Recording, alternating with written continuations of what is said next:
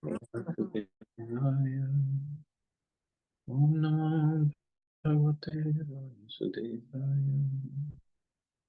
Narayanam Namaskritya Naram Chaiva Narottam Devim Saraswatim Vyasam Tato Jayam Divye Ashtaprayeshu Bhatreshu Nityam Bhagavata Seva Bhagavati Uttam Shloke Bhakti Bhavati Naistake. So continuing with the discussion on Bhagavad Gita as it is, today we're starting new chapter, chapter 10, the opulence of the absolute. Text 1. Shri Bhagavan Uvacha Dhoya eva mahabaho shrinu me paramam vacha yatte aham priyamanaya vakshyami hitkamyaya. The Supreme Personality of Godhead said, listen again, O mighty Amdas, because you are my dear friend, for your benefit, I shall speak to you further, giving knowledge that is better than what I have already explained. See, last verse of 9th chapter, Krishna says, Man mana bhavamad bhaktam madhyaji mam namaskuru, mame vaishyasi yuktvevam atmanam madparayana. Engage your mind always in thinking of me, become my devotee, offer obeisance to me, and worship me. Being completely absorbed in me, surely you will come to me. And now he says, listen again, O mighty armed Arjuna, because you are my very dear friend. For your benefit, I shall speak to you further, giving knowledge that is better than what I have already explained.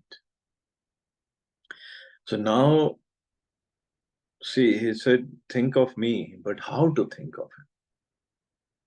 Become my devotee. Why become his devotee? Worship me. Why? Or means what? In what mood we should worship him? What we should see in him? Now he's going to, the chapter's title is The Opulence of the Absolute. Earlier he gave knowledge, but now he will tell the opulence, how we can see him, how we should worship him. Of course, Bhagavad Gita doesn't, Krishna does say here, you are my very dear friend, so I'm speaking to you this knowledge. Earlier he said, you're a friend and a devotee, that's why I'm speaking to you this knowledge. Bhagavad Gita doesn't take us to the different relationships a devotee can have with the Lord, because those details are given in Bhagavatam and further Chaitanya Charitamrita. So here he will explain the opulence. So we have faith in the Lord and we can worship him. Because once we have to have faith, we know the opulences. We know he can protect us, he can save us, and he can take care of us. And then it's easier to worship, easier to have that confidence and worship him. So let's see what Prabhupada says. The word Bhagwan is explained thus by Parashar Muni. One who is full in six opulences means one is full in six opulences, who has full strength, full fame, wealth, knowledge, beauty, and renunciation, is Bhagwan, or the Supreme Personality of Godhead. Full strength. It doesn't say most strength. Most strength, then somebody can come close to him. But here, Krishna has full strength, full fame, full wealth, full knowledge, full beauty, and full renunciation. That is Bhagwan. That's a definition of God. Many times, I mean, people, because they don't have knowledge, they say, oh, one who wears Bhagwa is Bhagwan. No. Bhagwa is sign of renunciation, or supposed to be sign of renunciation. That's when people wear Bhagwa, or that saffron color, orange color. Bhagwan word comes from one who is full of these opulences, or it is similar to Bhagyavan. Bhagyavan is for human being. But Bhagwan is one who has this opulence. And this is what Parashar Muni has explained.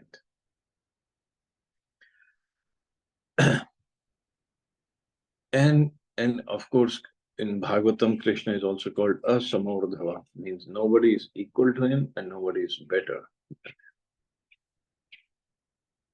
So he is Bhagwan and he has all these qualities or opulences in full. He doesn't display them all the time. That's up to him. But he has them in full. And that is why Ved Vyaji, whenever Krishna started to speak in Bhagavad Gita, he always said, Shri Bhagwan Uvacha. So who would know better than Ved Vyaji or Parashar Muni? Or other acharyas, other rishis? Who would know better than them? So further, Prabhupada says, while Krishna was present on this earth, he displayed all six opulences. Therefore, great sages like Parashar Muni have all accepted Krishna as the Supreme Personality of Godhead. Now Krishna is instructing Arjuna in more confidential knowledge of his opulences and his work. Previously, beginning with the 7th chapter, the Lord has already explained his different energies and how they are acting. Now, in this chapter, he explains his specific opulences to Arjuna. In the previous chapter, he has clearly explained his different energies to establish devotion in firm conviction. So we have conviction. We should be convinced. Yes, he is Bhagwan and we should worship him. Again, in this chapter, he tells Arjuna about his manifestations and various opulence. The more one hears about the Supreme Lord, the more one becomes fixed in devotion service. One should always hear about the Lord in the association of devotees. That will enhance one's devotional service. Discourses in the society of devotees can take place only among those who are really anxious to be in Krishna conscious. Others cannot take part in such discourses. The Lord clearly tells Arjuna that because Arjuna is very dear to him, for his benefit, such discourses are taking place. Arjuna is his devotee. In the 10th chapter only, he will say, Krishna, you are the Supreme. Basically, this is for us. For us to understand who Krishna is and for us to understand how important it is that we become his devotees, we worship. And if anybody says, oh, who was Krishna? Krishna was just a makhanchor and doing all this naughty pastimes. No, that is also pastimes. Those are his street pastimes. But the opulences are mentioned here in Bhagavad Gita. Who Krishna is, really, as Supreme Personality. Bhagavatam also mentions, when we read about the descriptions of the universe, nowhere else it is given. The whole description, the time, the planets, the distance between the planets. These are his opulences. And here in this chapter and the end, he said, what need is there to know all this? This is just a spark of my splendor.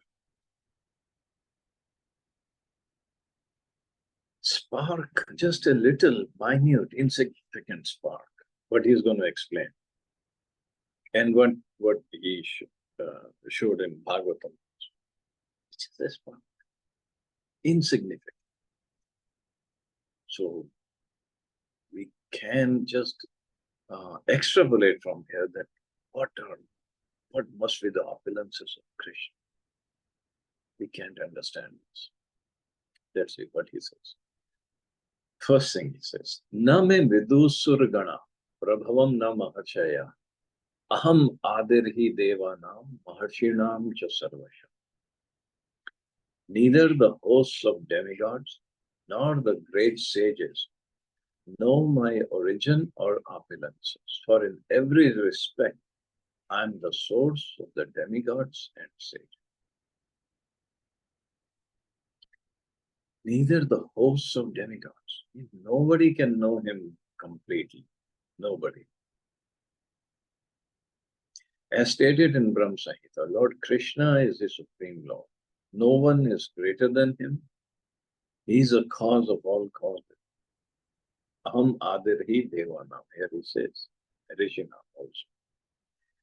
So he says, Aham Adir. I'm the source of everything. So you think of demigods and great sages, I'm the source of them. They come from me.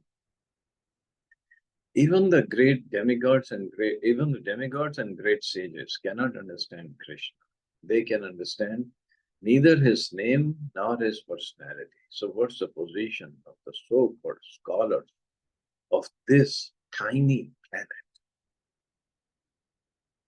And if anybody says he knows Krishna in full, then he's fool number one. Nobody can say. No one can understand why the Supreme God comes to earth as an ordinary human being and executes such wonderful, uncommon activities. One should know then that scholarship is not the qualification necessary to understand Krishna. Even the demigods and the great sages have tried to understand Krishna by their mental speculation, and they failed to do so. In the Srimad Bhagavatam also, it is clearly said that even the great demigods are not able to understand the Supreme Personality of God. They can speculate to the limits of their imperfect senses and can reach the conclusion of impersonality, or something opposite to what is manifested by the three qualities of material nature. Or they can imagine something by mental speculation, but it is not possible to understand Krishna by such foolish speculation. So these are all speculators who think, oh, Krishna is this, Krishna is that. Krishna means black, so anything black is Krishna. Some, even that also, the black hole that is mentioned in the universe. They say black means Krishna, so the black hole is Krishna. That is your God. No, then you don't understand who's God. So here he says, neither the demigods nor great sages know me. I am the source of the demigods and the sages. So even for those who want to worship demigods, they should know who is the Supreme. Here the Lord indirectly says that if anyone wants to know the absolute truth, here I am present as the Supreme Personality of God. I am the Supreme. One should know this. Although one cannot understand the inconceivable Lord who is personally present, he nonetheless exists. We can actually understand Krishna, who is eternal, full of bliss, and simply by studying his words in Bhagavad Gita and Srimad Bhagavatam. The conception of God as some ruling power or as an impersonal Brahman can be reached by persons who are in the inferior energy of the Lord, or means who are in Maya. But the personality of Godhead cannot be conceived unless one is in the transcendental position. This cannot be conceived, not possible at all, unless one is in the transcendental position. And even in that position, one can only conceive of him, or one can only understand the Lord as much as the Lord wants him to understand, not more than that. Even that is great, but there is limitation. Because most men cannot understand Krishna in his actual situation, out of his causeless mercy, he descends to show favor to such speculators. Yet despite the Supreme Lord's uncommon activities, these speculators, due to contamination in material energy, still think that the impersonal Brahman is the Supreme. So Nirakar Gadis, they think that only Nirakar, that is supreme. Ultimate is that Nirakar, Brahman. Only the devotees so fully surrendered unto the Supreme Lord can understand by the grace of the Supreme Personality of God that He is Krishna. The Supreme Lord is Krishna Himself.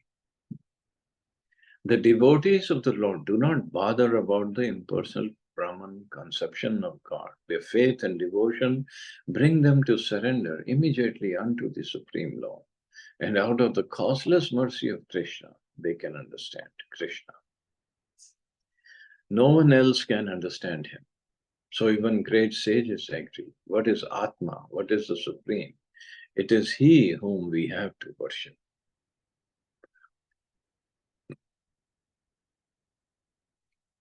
But most of the people, is even rishis, they believe in this Nirakar only. They don't come to the Sakar level and forget about worshipping Him with love. That is way beyond anybody's conception. Further, Krishna says, Yo mam ajam anadim cha veti loka maheshwaram asamula samartayeshu sarva pape pramuchyate. He who knows me as an unborn, ajam, anadim, as a beginningless, veti loka maheshwaram, as a supreme lord of all the worlds. Asamula samartayeshu. He only undiluted among men is freed from all sins. Unborn, beginningless, and still the supreme lord of all the world. As stated in 7th chapter, Manushyanam Sahasreshu Kashyati Yatati Siddhai. Those who are trying to elevate themselves to the platform of spiritual realization are not ordinary men. They are superior to millions and millions of ordinary men who have no knowledge of spiritual realization.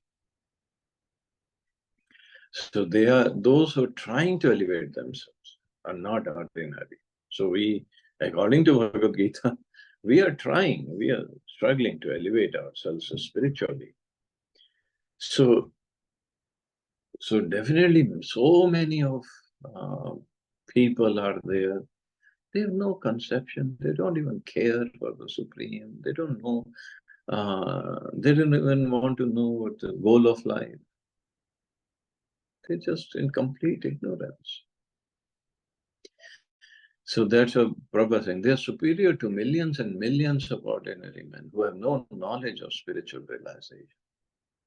But out of those actually trying to understand their spiritual situation, one who can come to the understanding that Krishna is the Supreme Personality of Godhead, the proprietor of everything, the unborn, is a most successful, spiritually realized person.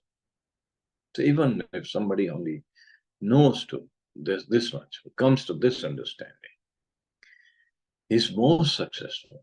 In that stage only, when one has fully understood Krishna's supreme position, can one be free completely from all sinful reactions. This is what it was said, I believe in 9th chapter. That unless one's sinful activities are completely gone, he cannot engage in devotional service. So here also, one who has fully understood Krishna's supreme position, not knowing all the opulences, but understand, yes, Krishna is the supreme Lord. Can one be completely freed from all sinful reactions? So until we come to this position, we cannot be freed from sinful reactions. Here the Lord is described by the word Aja, meaning unborn. But he is distinct from the living entities who are described in the 2nd chapter as Aja. Even the living entities are Aja. But Krishna is Aja, unborn, is different. The Lord is different from the living entities who are taking birth and dying due to material attachment. The conditioned souls are changing their bodies, but his body is not changeable. Even when he comes to this material world, he comes as the same unborn. Therefore, in the 4th chapter, it is said that the Lord, by his internal potency, is not under the inferior material energy, but is always in the spiritual energy. So in 4th chapter, it was mentioned that although he is unborn, Aja, but he appears in this material world under his spiritual, transcendental, divine energy. Not like us. We are born under material energy. First, we have this material body, and then we are suffering because of 3 modes of material nature. Krishna is not within the 3 modes, is beyond that. And his body is also not the same as ours. In this verse, the word Veti Loka Maheshwaram indicates that one should know that Lord Krishna is the supreme proprietor of the planetary systems of the universe. All the demigods were created within this material world, but as far as Krishna is concerned, it is said that he is not created. Aja. That's why he is unborn. Therefore, Krishna is different even from the great demigods like Brahma and Shiva. And because he is the creator of Brahma, Shiva, and all the other demigods, he is the supreme person of all planets. He is a supreme, Veti Loka Maheshwaram. He is a proprietor, supreme proprietor of everything, all the planets. It just demigods also, because they are in the material body, they also forget the position of Krishna. And then there are other pastimes that happen, especially with Lord Shiva. It has happened so many times. Lord Shiva is Param Vaishnava. So if he forgets, obviously it is because of Krishna's Yogamaya potency. And also his forgetting position of Krishna, it just creates or gives birth to newer and newer sweet pastime. In the end, it always comes out to that Krishna is the supreme, even superior to Lord Shiva. But because we don't understand just the written words like this, Krishna has to perform pastimes. And of course, he likes to perform pastimes of his devotees anyway. But with every pastime, he conveys some meaning. And that is the meaning that we should be looking for. That what exactly is coming out of this pastime.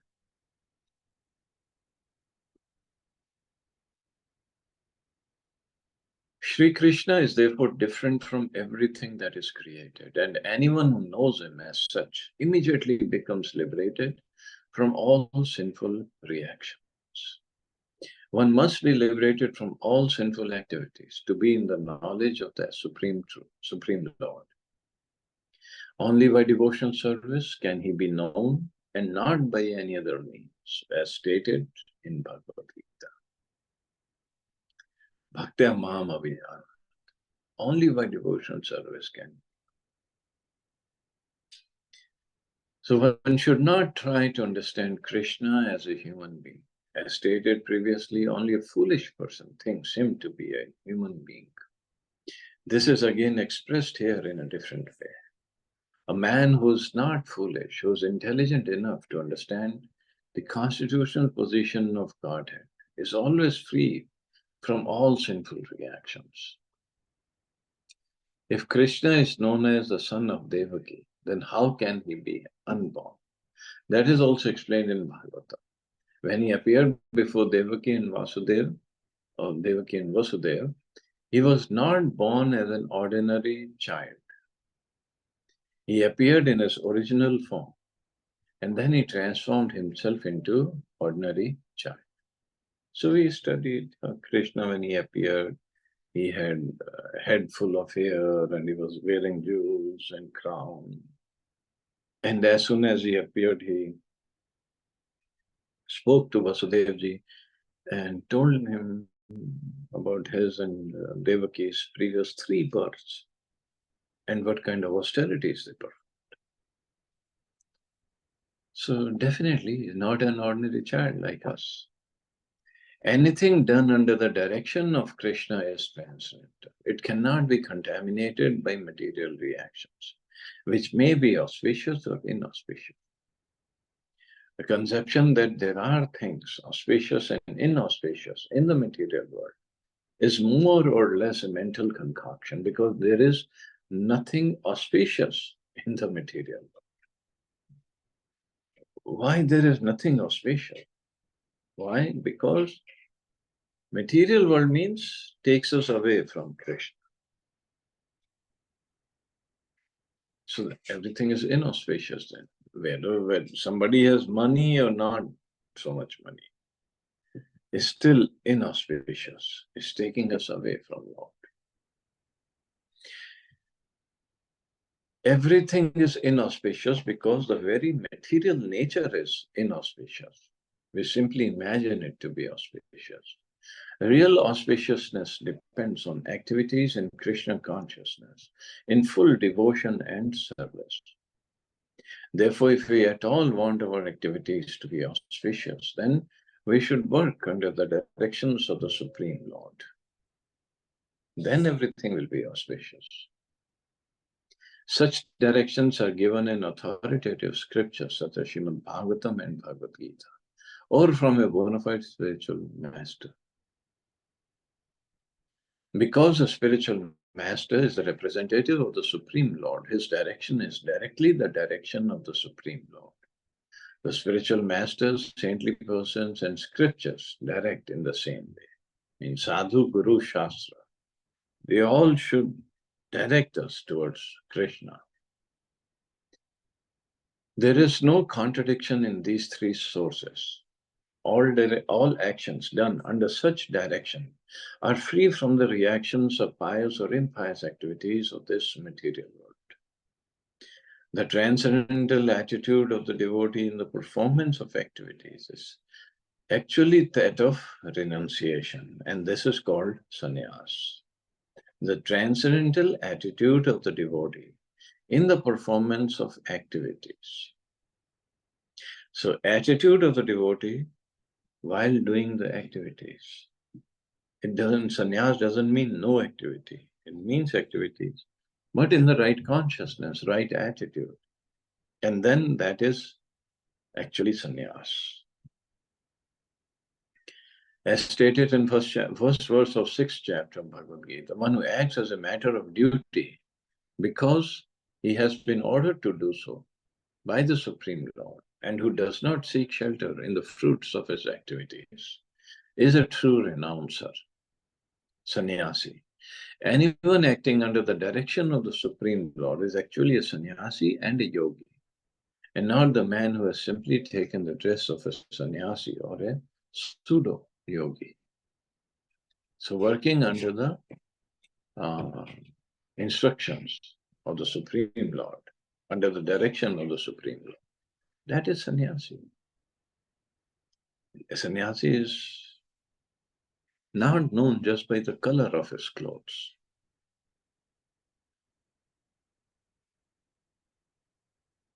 So that's a sannyasi and a yogi. And this is what Krishna is saying.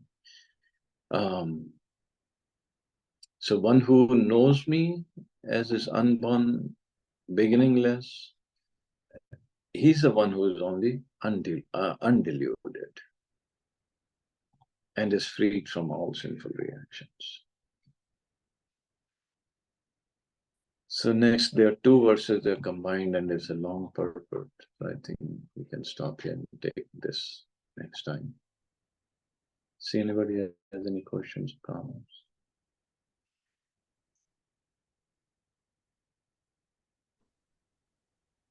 Wonderful class, Prabhuji. Thank you, Prabhu. Very nice. Yeah. Oh yeah, looks like next Sunday there won't be any class because there's Rath Yatra here. Are you planning to go, Rajiv Prabhu? That, yeah, Jagannath that's the Temple. next Sunday, yeah? 7th, right? Yeah, that's next Sunday. Yeah, yeah. Yeah. We'll come to, definitely. And obviously 7th, then there's Rath Yatra in India also. So Delhi, you should attend that. House Khas or the other Jagannath Temple Rath Yatra. Yes, Prabhuji, I'm planning to go. Let's see. Good. Let's see. वहाँ का तो नहीं बन पाया तो यहीं पे हो. हाँ, यहाँ भी कर लो. It's the same thing. हाँ. Of course, सोचा Jagannath Puri is very, very opulent. I know. It's much different. चलो next time. But यहाँ वाली तो कोशिश करूँगी हो जाए. As good Sunday Sure. है उस दिन. तो ऐसा कुछ working भी नहीं होगा.